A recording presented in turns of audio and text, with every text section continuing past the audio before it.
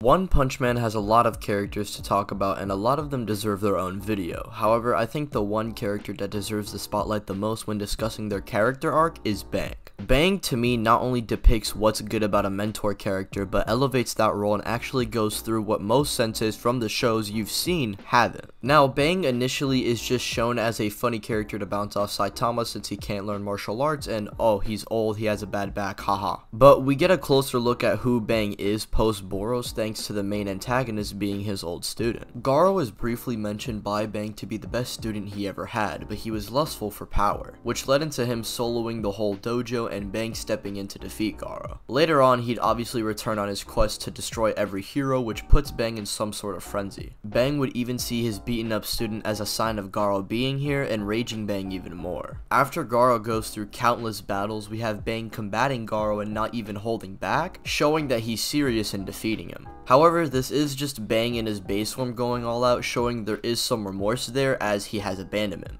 Bang showing Garo his more ruthless and savage side, especially when Garo himself is transforming into a monster, while also completely outclassing him with such finesse, and has to be one of the best moments in the entire series in all honesty. And dare I say, Bang beating up Garo has to be one of the best beatdowns of all time.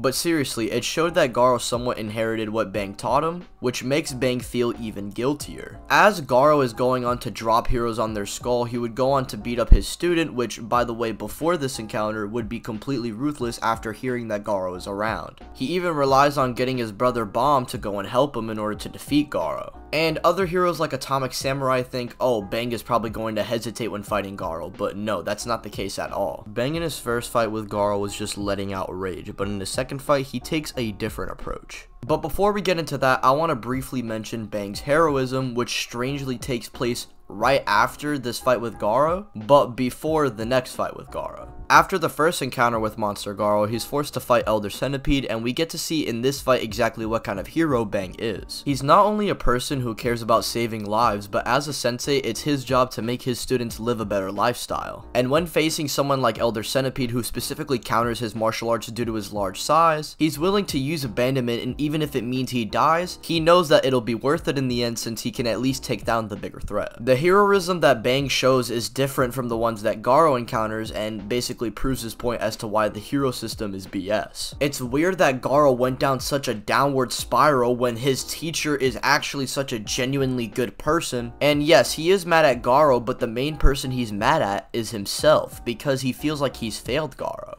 Honestly, I don't think it's really a hot take to say Bang was the one hero who actually hit Garo with reality. But before this, he goes on to save his older brother and uses full power against a completely monsterfied Garo who can't even speak by this point. This Garo essentially has mastery over Bang and Bomb's style and has made a martial art of his own, but even despite this, Garo doing everything to try and kill Bang, Bang is legit regretting the past and also giving up on Garo. And instead of this frenzy he unleashed, he realizes he needs to start from scratch completely, holding back on Garo even while using abandonment and saying after all of this is over, he will retire and purely focus on helping Garo and they can both train a whole new dojo. They need to start from scratch, and out of every single hero Garo fought, Bang was the only one to directly show Garo that the humanity inside of him doesn't have to go away, which Bang literally represents. And notice how trying to kill him only made Garo more powerful, but Bang manages to crack Garo's shell while holding back and showing that there's still humanity within him. He tells Garo to follow his heart, who in his nature is not like Frieza, who commits mass genocide, for example. Garo always had his humanity keeping him intact, with Bang opening his eyes even further. And we even see Garo saving Bang directly, showing that Bang was right. And Bang, even while cosmic radiation is in the air which humans cannot breathe in, is willing to stand up and call out Garo due to him not being normal and him being controlled by something, which just so happens to be God. Like, Bang is really the ride or die sensei of One Punch Man, bruh. Absolute top G! What color is your Bugatti?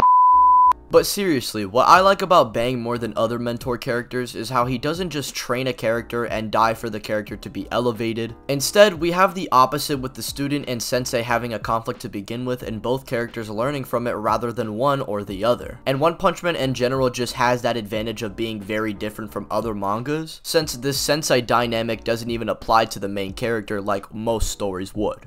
We do as well get insight on Bang's history and how he was sort of like Garo until his brother humbled him, which is what Bang basically tried doing for Garo. Bang removed Garo early on because he knew he'd be dangerous, but Garo also knew that and just got stronger instead of getting that reality check. It wasn't until this moment that Garo changed for the better and even goes on to be shown to save people, and he'd be in a very similar situation to that of his mentor. This is literally the Tai Lung Shifu dynamic on crack, bro. Even after the monster association, we see Garo believing Bang to be the only one who can consistently keep up with him, as he's always constantly training. And we also get to see just how these two interact with one another and their chemistry, which honestly I love. Bang failed Garo but managed to own up to it, and now he's even trying to move forward by rehabilitating him and soon forming Garo into the next Silver Fang himself. However, that isn't until the long run of One Punch Man, as we know that the Hero Association is not really cool with Garo at the moment. But with that being said, this is my analysis on the perfect mentor, aka Bang from One Punch Man. If you guys want me to analyze other characters from One Punch Man, let me know down in the comments who you'd like me to analyze next, along with liking the video, subscribing if you are new to the channel, and hitting the bell icon, that way you are notified and updated when I upload.